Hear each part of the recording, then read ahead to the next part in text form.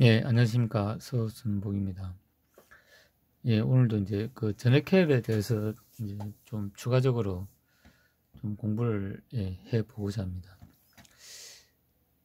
이제 오늘은 그 전액캡의 이제 구조와 극성 형성 이제에 대해서 좀 공부를 해보고자 합니다. 이 자료를 만든 이유는 이제 그 옛날에 이제 실무로 일할 때 그 전액캡 때문에 상당히 좀 고생을 했던 적이 있습니다. 그 이제 좀 전체적으로 이제 어떤 특정 회사에 이제 콘덴서가 이제 불량이 많이 나가지고 이제 그 회사에 가가지고 이제 좀 불량 분석을 하면서 이제 제조 공정도 좀 몰랐던 걸 알게 됐고, 이제 거기에 따라서 이제 불량이 왜 발생했는지 또 원인도 찾는 과정에서 좀 공부도 많이 됐고, 이제 그때 내용을 좀 정리를 해봤습니다. 일단 우리가 이제 수명을 이제 계산할 때는 이제 요 아레니우스 법칙에 의해 가지고 이제 그 사용 온도가 10도씩 내려갈 때 갈수록 이제 그 수명은 이제 2배로 증가한다. 그 반대로 이제 사용 온도가 10도씩 이제 증가하면은 수명은 이제 2분율로 감소한다고 볼 수 있겠죠. 그래서 이제 요 앞에 L0는 이제 우리가 메이커에서 제공하는 이제 맥스 온도, 맥스 수명이고, 시간이죠. 뭐 2000시간, 5000시간이고. 그 다음에 이 부분에 이제 그 메이커에서 보정하는 맥스 온도에다가 내가 실제 사용하는 온도를 빼주면 이제, 물론 요 값이 이제 플러스가 되겠죠. 이제 그래서 2의 배수로 이제 수명이 더 증가하는 겁니다. 그 다음에 이거는 이제 그 리플 전류에 의한 이제 자체 발열이죠. 이제 자체 발열을 이제 계산해가지고 해주면은 이제 그 우리가 일반적으로 이제 하는 요것도 이제 그 메이커에서 보정하는 이제 자체 온도가 있습니다. 보통 5도씨로 이제 일반적으로 5도씨로 많이 합니다. 5도씨보다 낮게 되면은 이제 얘도 올라갈 것입니다. 그 다음에 이제 요게 5도가 되면은 이제 얘는 이제 0이 되니까 얘는 1이 되니까 얘는 이제 수명 연장에 이제 기여를 못 하는 거죠. 그래서 리플도 맥스 리플보다 이제 낮게 우리가 이제 설계를 해야 될 것입니다. 이제 리플 전류를 보고 이제 5도보다는 이제 그 낮도록 이제 콘덴서를 이제 적정한 이제 사양을 이제 결정을 해야 되겠죠. 그 다음에 이제 요거는 그 제조 과정입니다. 이제 일단은 그 알루미늄 이제 그 안에 극성을 형성하는 알루미늄 판을 이제 크게 맞게 이제 재단을 하고, 이제 거기에 우리가 핀으로 나오는 이제 핀을 이렇게 이제 박습니다. 박고, 그 다음에 이제 이제 요 두 개를 포개가지고 감는데, 이제 그 사이에 이제 그 세퍼레이터라고 이제 들어갑니다. 그러니까 플러스 포일하고 마이너스 포일을 이제 감고 그 안에 이제 전액을 이제 품을 수 있는 이제 그런 뭐 스펀지 비슷한 그런 거죠. 이제 그런 거 이제 종이 이제 재질 같은 비슷한 건데, 그런 세퍼레이터를 이제 같이 포개가지고 이제 감고, 그 다음에 이제 여기에 전액이 스물도 전액을 이제 도포를 합니다. 도포를 하고, 그 다음에 이제 이제 조립을 하고 이제 포장을 하죠. 포장을 하고, 그 다음에 여기가 중요합니다. 이제 에이징을 이제 합니다.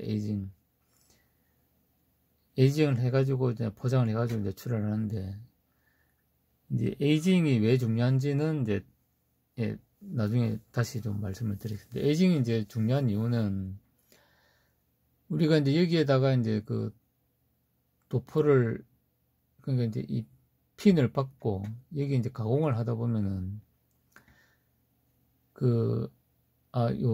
나중에 좀 설명을 드리겠습니다. 그래서 이제 구조는 이렇게 된다는 거죠. 그래서 여기서 이제 좀 말씀드리고 싶은 건 뭐냐면은, 우리가 전액 콘덴서에서는 이제 이제 플러스 그거는 이제 이 산화를 시켜가지고 마이너스 극보다는, 마이너스 극은 그냥 보일인데, 플러스 극은 얘가 이제 산화를 해가지고 여기 이제 유전체가 형성이 되기 때문에 좀 두껍습니다. 이제 그러니까 이게 내전압이 높은 거는 이제 좀 많이 두꺼울 거고, 내전압이 낮은 것은 좀 약하게 형성이, 약간 이제 얇은데,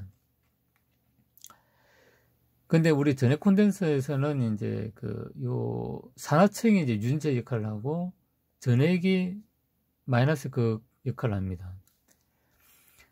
이제 근데 전해액은 이제 이게 화학 물질이고 액체에 가깝기 때문에 사실 전극을 이제 할 수가 없죠. 그래서 이제 우리가 전극핀을 뽑기 위해서 이제 알루미늄 마이너스 알루미늄 이제 핀을 이제 받기 위해서 이제 요 마이너스 포일층을 이제 쓰는 겁니다. 그러니까 사실은 전기적으로 보면 이제 얘는 사실 필요 없는 거죠. 이제 마이너스 필요 없고, 이제 플러스 전극하고, 그 다음에 이제 산화를 한 것이 이제 유전체 역할을 하고, 전액이 마이너스 역할을 한답니다. 그러니까 얘는 이제 마이너스 포일은 이제 사실은 이제 보조 역할이라고 이제 보시면 됩니다. 이제 그런데 이제 사실 이제 이 전액이 이제 이렇게 꽉 잘 쓰면 이제 좋죠. 이제 분극에 의해서 이제 이제 플러스 포일에 산화를 한 요 Al2O3층이 유전체 역할을 하기 때문에 여기서 분극이 일어나 가지고 이제 이 콘덴서 역할을 하는 거죠. 그럼 여기서 이제 플러스가 되고, 여기는 이제 전액은 이제 마이너스 극 역할을 해 가지고 이제 콘덴서가 형성됩니다. 근데 아까 에이징이 왜 중요하냐면은 우리가 이제 이제 산화를 시킨 이제 플러스 이제 거기에 해당하는 포일을 우리가 재단을 할 때 이제 여기 이제 금속 부분이 노출이 됩니다. 그러면은 이제 여기 전액이 이렇게 스며들면 이제 플러스가 마이너스 쇼트가 되니까 안 되겠죠, 이제.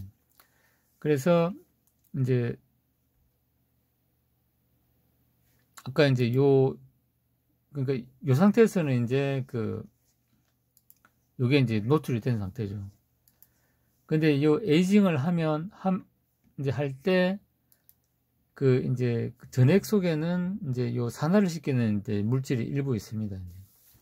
그러면 그 물질이 쭉 이제 들어가가지고 요 노출된 부분에 이제 산화를 시키죠. 그러면 이제 플러스 극이 완전히 절연이 되고, 이제 유전체가 이제 전체로 형성이 되기 때문에